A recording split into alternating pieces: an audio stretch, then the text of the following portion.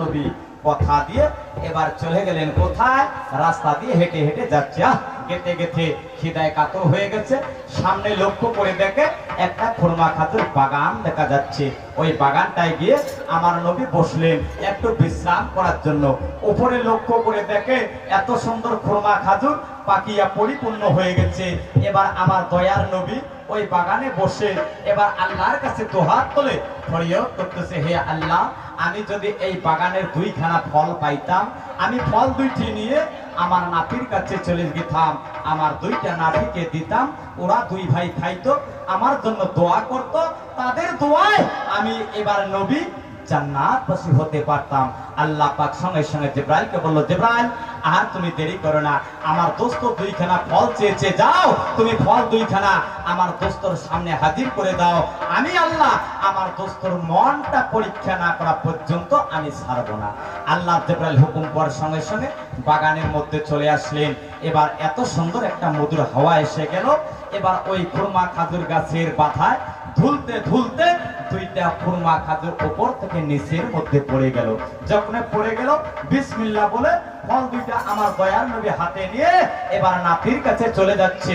অত রাস্তায় গিয়ে হঠাৎ করে নবীর মনে স্মরণ হলো, হে খোদা, আমি তো একজন নবী, আমি সারা পৃথিবীর নবী, আমি নবী হয়ে যদি ভুল করে যাই, আমার উম্মত উম্মতি যারা আছে সবাই ভুল করে যাবে। না না না, আমি নবী হয়ে ভুল করতে চাই না। আমি যে ওই খুরমা খাজুর গাছের ফল দুইটা নিলাম, আমি তো বাগানের মালিককে জিজ্ঞেস করলাম না, তার কাছে অনুমতি নিলাম না, আমি তার হুকুম ছাড়া ফল দুইটা নিয়ে গিয়ে আমার যদি দুইটা নাতিকে খাওয়াই, ওরা তো দুই ভাই খেয়ে ফেলবে। এবার দেখো ওরা ফল দুইটা খেয়ে এবার যখন খেয়ে ফেলবে, এটা বেহালাল হয়ে যাবে। আর বেহালাল খানা খাওয়ার পরে যাহা নামাজ বন্দী ইবাদত করবে সমস্ত বেথাই চলে যাবে। না না না, আমি বাগানের মালিককে জিজ্ঞেস না করা পর্যন্ত আমি ফল নিয়ে আমার নাতির কাছে যাব না। যদি আমার নাতি মারাও যায় তার জন্য আমার দুঃখ হবে না, যতক্ষণ বাগানের মালিকের কাছে অনুমতি পাবো না। এইরকম ইমানদার ব্যক্তি আজকে বর্তমান যুগে আছে কেউ নেই। আমার নবী কত সুন্দর ঈমান নিয়ে চলেছিল, ফল দুইখানা নিয়ে। আবার আমার দিনের নবী বাগানের মালিককে খোঁজার জন্য যাচ্ছে। কিন্তু ওই বাগানটার মালিক ছিলেন একজন সদাগর, একজন ইহুদির সন্তান, নাম ছিল সদাগর। কয়েকদিন ধরে বাগানটায় দেখাশোনা করার জন্য আসে না, তাই মায়ের কাছে এবার সদাগর হুকুম নিতেছে। ভাই বলছে, মা, ও মা, কয়েকদিন ধরে বাগানটা আমি যেতে পারলাম না, আজকে আমাকে অনুমতি করো, তাই এই মুহূর্তে বাগানটা দেখতে যাই। সদাগর মায়ের কাছে কি বলছেন শুনে।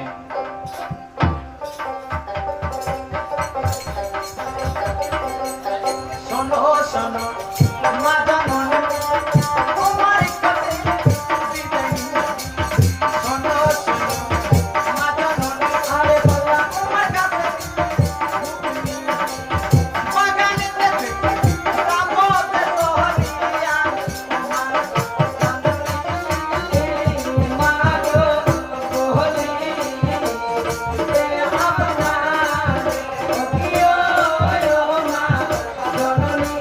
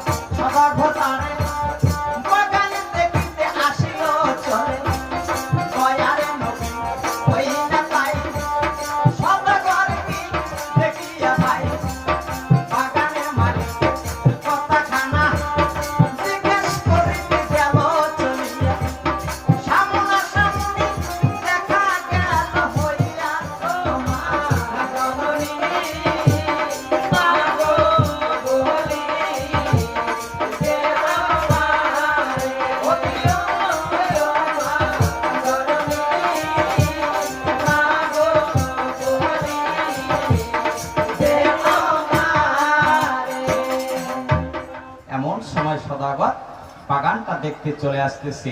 এদিকে কি করলেন আমার দিনের নবী, ওই এবার বাগানের মালিককে খুঁজতে যাচ্ছে। তাই যখন গেলেন যাওয়ার সঙ্গে সঙ্গে এবার সদাগরকে আমার দয়াল নবীর চিন্তা এবার বললেন, ওগো বাবা, তুমি এবার বলতে পারো এই বাগানটা কার? সদাগর এই কথা শুনে চিন্তা করতেছে, সর্বনাশ, ইনি এবার আমার বাগানের মালিকের নামের কথা জিজ্ঞেস করতেছে, এর কারণটা কি?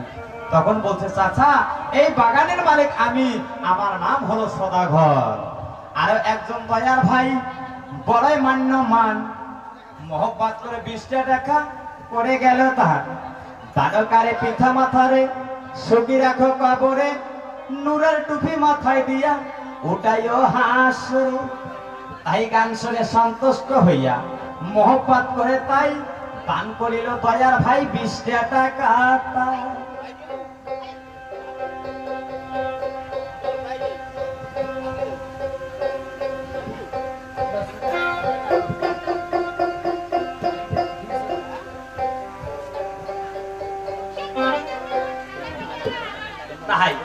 এবার জিজ্ঞেস করলেন, সদাগর বলছে, চাচা, বাগানের মালিককে খুঁজতেছো, এর কারণটা কি? তখন বলছে, বাবা, আমি বড় ভুল করে এই বাগান থেকে 2খানা ফল নিয়েছি, তাই তার কাছে হুকুম অনুমতি নিলাম না। তার হুকুম ছাড়া ফল 2খানা নিয়ে গিয়ে যদি আমার নাতিকে খাওয়াই, এই খানাটা বেহালাল হয়ে যাবে। না না, আমি বেহালাল খানা আমার নাতিকে খাওয়াইতে চাই না। বাগানের মালিকের কাছে আমি হুকুম নেব, অনুমতি নিয়ে ফল 2খানা নিয়ে গিয়ে আমার নাতিকে খাওয়াবো। সদাগর চিন্তা করে, বাপরে বাপ, আমার বাগান থেকে অনেক টাকার ফল, অনেক ফল পচে যায়, অনেক পাখি এসে আমার বাগানের ফল খায়, এই গ্রামের ছেলে মেয়ে বাচ্চা হিন্দু কিংবা মুসলমান সবাই ফল নিয়ে যে খায়, কোনোদিন এই কথাটা কেউ আমাকে জিজ্ঞেস করলো না। না জানি মনে হয় ইনি কোনো ধার্মিক ব্যক্তি হবে। ইনি কি রকম ধার্মিক ব্যক্তি আমিও সদাগর পরীক্ষা না করা পর্যন্ত ছাড়ব না। তাই সদাগর বলছে, চাচা, এই বাগানের মালিক হলাম আমি, আমার নাম হলো সদাগর। তুমি আমার হুকুম ছাড়া, আমার অনুমতি ছাড়া তুমি যে 2টা ফল নিয়েছো, এই ফল 2টা নিয়ে যে তুমি ভুল করেছো, এই ভুলের কারণে তোমাকে একটা কর্ম করতে হবে। যদি তুমি কর্ম করো, ফল 2টা তোমাকে খুশি মনে আমি দান করব। আর যদি বিনা কর্মে ফল 2টা নিয়ে গিয়ে তুমি খাও, তোমার নাতিকে খাওয়াও, আর যাহাকে খাওয়াও না কেন, তাই এই ফলের দাবি আমি কিয়ামত অবধি ছাড়ব না। আমার দয়ার নবী চিন্তায় পড়ে গেল, ইনি যদি ফলের দাবি কিয়ামত অবধি না ছাড়ে, তাহলে ফল 2টার জন্য যাহা কর্ম আমাকে দিবে আমি সেই কর্মটাই করব। সদাগরকে আমার দয়ার নবী মধুর সুরে, মিষ্টি সুরে এবার বলছে, বাবা, বলো, এই ফল 2টার বিনিময়ে আমাকে কি কর্ম করতে হবে? কর্মটা হলো, তাই শোনো। সদাগর বলছে, আমার বাড়িতে আছে একটা বালতি। কি বালতি? একটা বালতি আছে, ওই বালতিটার ওজন হলো 15 কেজি এবং পানিও ধরে 15 কেজি। আমার বাগানের মাঝখানটায় একটা আছে কুয়া, 80 ফুট নিচে আছে পানি। আমার বাড়িতে আছে একটা রশি, 80 ফুট লম্বা। ওই রশি আর বালতি দিয়ে 1 বালতি করে পানি তুলে যদি 3টা করে গাছের গোড়ে ঢেলে দিতে পারো, দেওয়ার পরে যদি 365টা গাছ মেকআপ করতে পারো, ফল তোমাকে আমি খুশি মনে দেব। আর যদি তুমি মেকআপ করতে পারো না, ফলের দাবি আমি কিয়ামত অবধি ছাড়বো না। আমার দয়ার নবী চিন্তায় পড়ে গেল। তাই সদাগরকে বলছে, বাবারে, তুমি যাহা আমাকে শাস্তি দিবি আমি সেই শাস্তি গ্রহণ করব। যাও, কোথায় তোমার রশি, কোথায় তোমার বালতি, আমাকে একবার নিয়ে এসে আমার হাতে দাও। আমি তোমার কর্ম করে এরপর আমি ফল নিয়ে আমার নাতির কাছে চলে যাব। সদাগর দৌড় দিয়ে বাড়িতে চলে গেল, রশি বালতিখানা নিয়ে এসে আমার দয়ার নবীর হাতেই তুলে দিল। দয়ার নবী ফল নিয়ে এবার বালতি রশি নিয়ে চোখের পানি ছেড়ে কাঁদতে কাঁদতে এবার কুয়ার দিকে চলে যাচ্ছেন। শুনুন আর কি বলছেন। তার বিধি বিধি মোর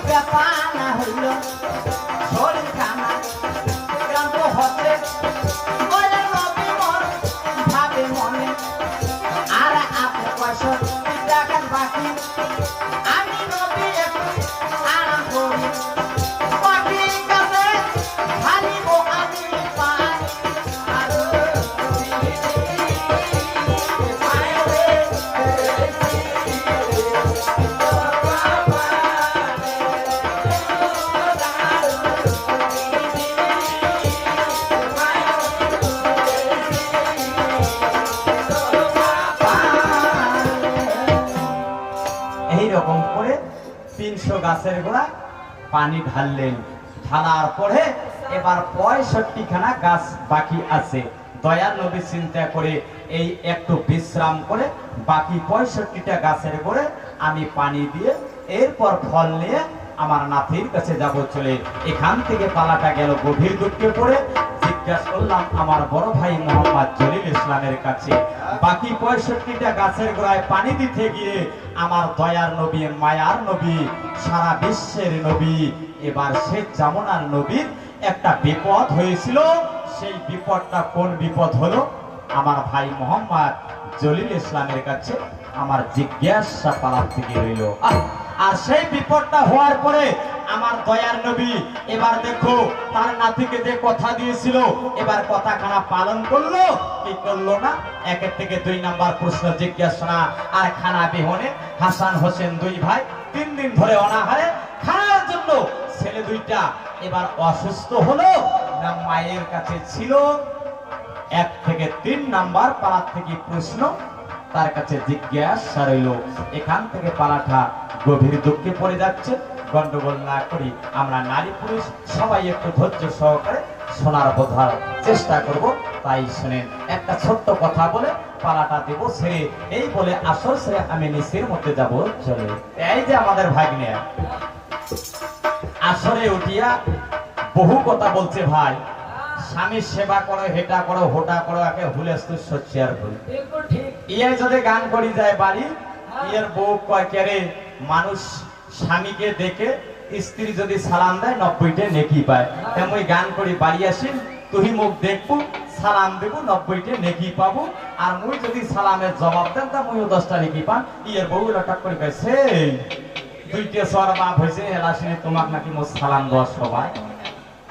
হ্যাঁ, এই যে ভাগ্নে